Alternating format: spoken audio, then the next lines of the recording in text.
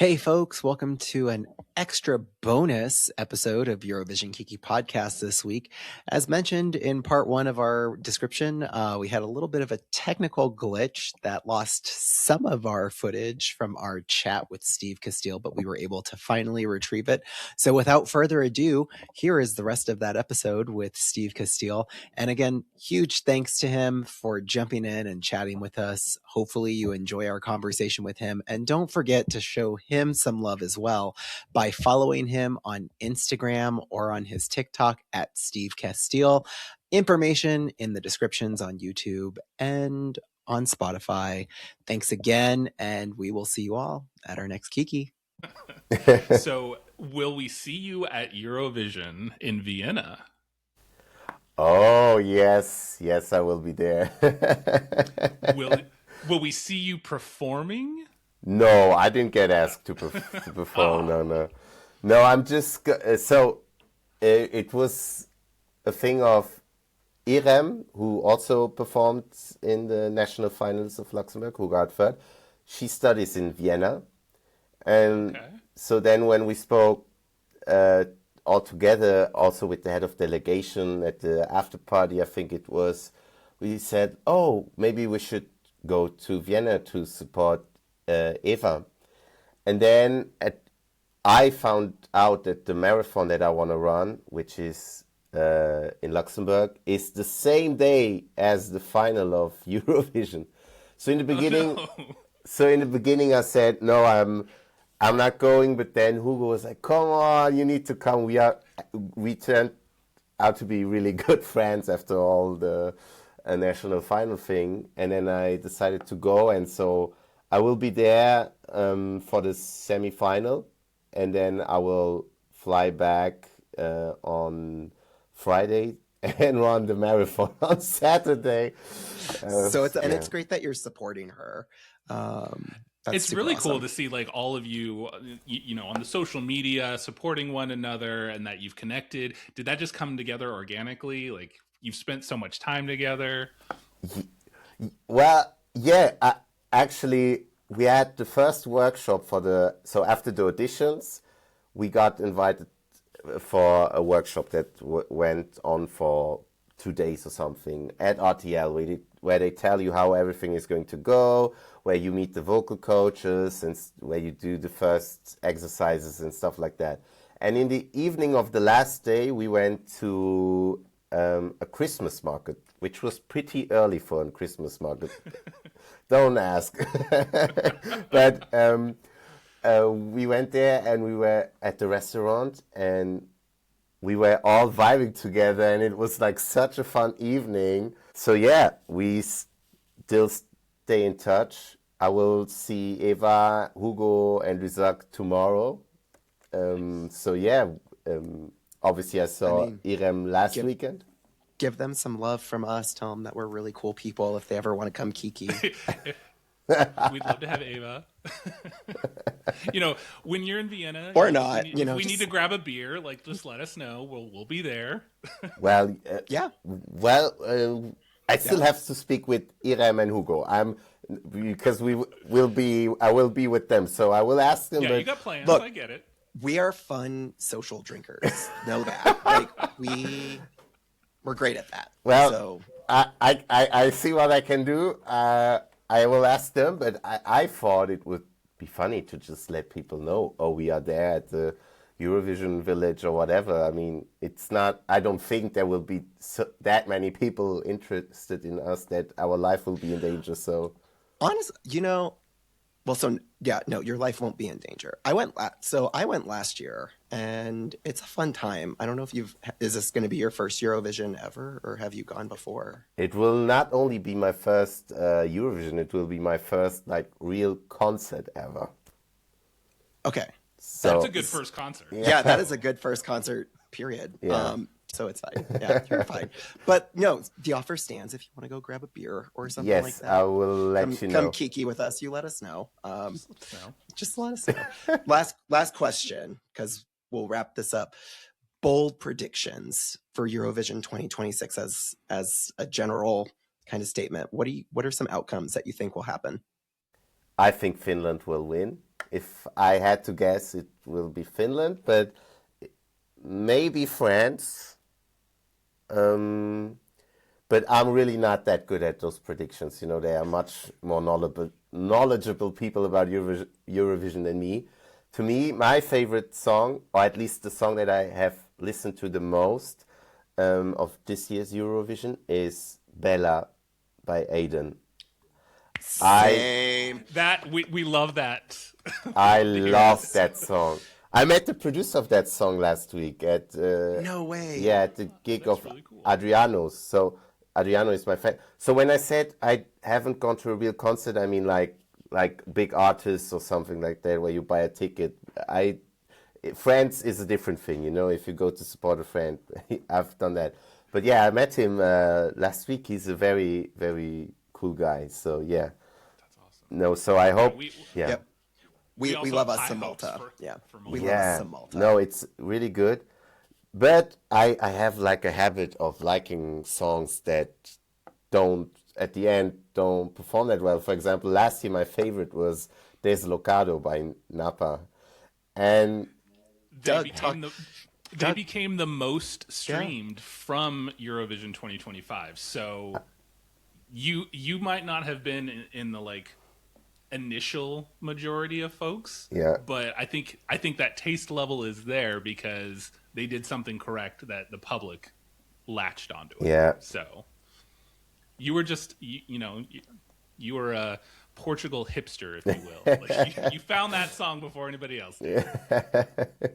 Love it. I actually, when they won the festival, the Canção, I think it's called, I was in Portugal, and it was my first time in Portugal in 10 years. Wow.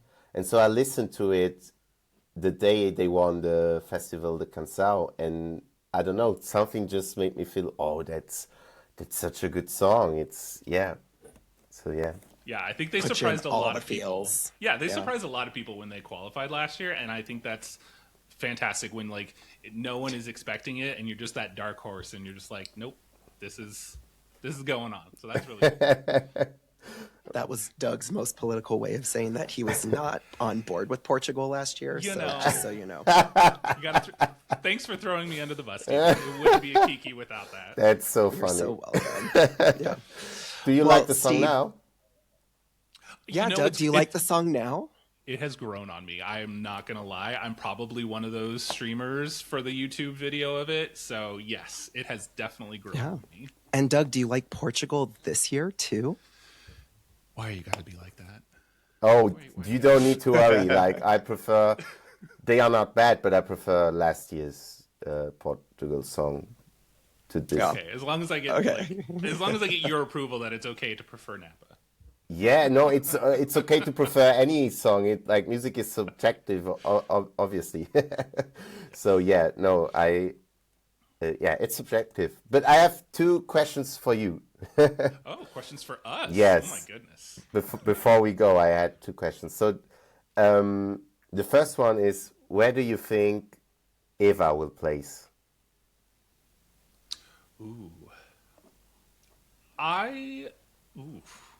Steven, do you? So you said she was under. You just said she was underrated. So. And in our last episode that just came out recently, I do feel her song is underrated, and so I'm first of all hopeful for a qualification, and in that I do hope for at least a top 15 finish. So I'm hopeful that we see her on the stronger half of a top finish. So that's where I'm kind of like looking at the song. We've asked the question, Mother Nature, does she know? And I think the answer is yes. I'd like to see her qualify, and where I see it, somewhere between like 15 and 20. Nice. So I also hope for her. I mean, it will be a pity party if I am visiting there to support her for the semi-final and then she doesn't qualify. But I trust that she will make it. She's a good performer. And I think so too. And this year, again, with juries being back as part of the semi-final points process, I think that will work out in her favor. So I'm hopeful for some good outcomes there. And if there's one thing we've learned is that juries love a violin. So that's going for her. And there are only 2 violins this year, I think.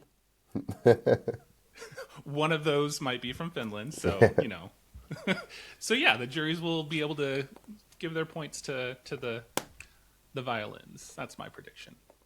All right. So my last question. What's your next one? My last question is, what do you think Luxembourg need to do to be able to win the song contest? They need to bring Steve Castile. Okay, but yeah. Bingo. No. Let's be honest. If I would have gotten to Eurovision, I would have not won with Sweet Tooth. So it's. You don't think so? No. Finland is way too strong. No. Finland is way too strong. Okay, but maybe, maybe it was like Finland we'll answer. And Sweet Tooth. We'll answer. Well, no, I'll answer your question, but I'm also going to flip your question first. Do you think you would have qualified? At first I thought maybe yes, but then I saw that there's another band who also has a different a gothic vibe. So if I would have been the only one with that kind of vibe, then I would have said yes because of the uniqueness of the show. I don't know. It's hard to say. Well, I hope yes. We're going to say yes. Let's pretend yes. Yes. Let's pretend yes. Let's see. What does Luxembourg need to do in order to win? That's a hard guess or hard thing to answer. I think every year it always is going to go back to what are the other countries bringing and what are the other countries doing that are really making them stand out in order to captivate the audience, provide a really unique song, music, vocals, stage presence, all of those things. I really do think that it's about a formula in some aspects. And so I think if Luxembourg brought something that was truly unique off the grid like that, I could see that as a winning song if you just had something that captivates the audience. Mm-hmm. And so I don't know if that really answers your question, but that to me, you just need something that really captures the audience in so many aspects in order for Luxembourg to bring home the win. For me, I think it's that Luxembourg needs to just keep participating. Obviously, they took, a 30-year hiatus. So the fact that Luxembourg is back is fantastic. Luxembourg has had a winning formula before. We know that they've won 5 times. They are one of 3 countries to do back-to-back winners. So maybe it's time to go back and go to the roots of Luxembourg's wins and kind of pick elements. People love a nostalgic song. So maybe grab something out of the 70s, maybe even kind of do what Laura Thorne did with getting that inspiration from a previous winner. So you never know. All right. Nice. Thank you for that answer. And thank you for your time. I know you've probably got a busy schedule and things going on. So, the fact that you made time to come and Kiki with us, we really appreciate it. Of course, It was fun. And maybe we'll see each other in May. Maybe we will. Yes. Thank you so much, Steve. And to our listeners, thank you all for joining us this week. If you liked this week's episode, be sure to hit that like button. And while you're at it, maybe give us a follow or a subscribe, whether you're listening on Spotify or on YouTube. But that'll do it for this week's episode. Be sure to catch additional content on Instagram or on TikTok by following us at Eurovision Kiki. But for Doug, myself, and our special guest, Steve Castile, we'll see you all at our next Kiki. Bye. Bye.